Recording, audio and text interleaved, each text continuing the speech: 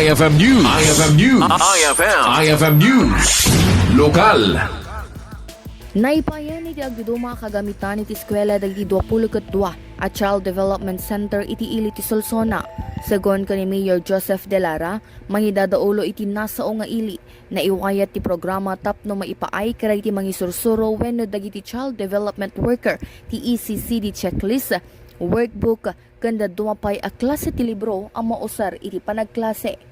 Malaksid karagiti alikaman na ipaima pa iti milk feeding supplies karagiti masaknana. Mainaig iti raytoy patyo ni Delara anapinpinta sa kanan anaya si panagisuro dagiti child development workers kan panagklase dagiti ubing ti daycare.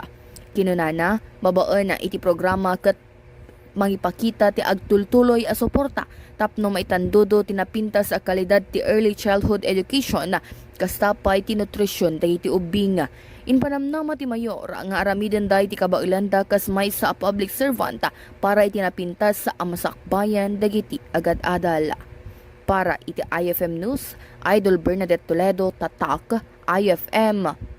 IFM News. IFM News. IFM News. Lokal.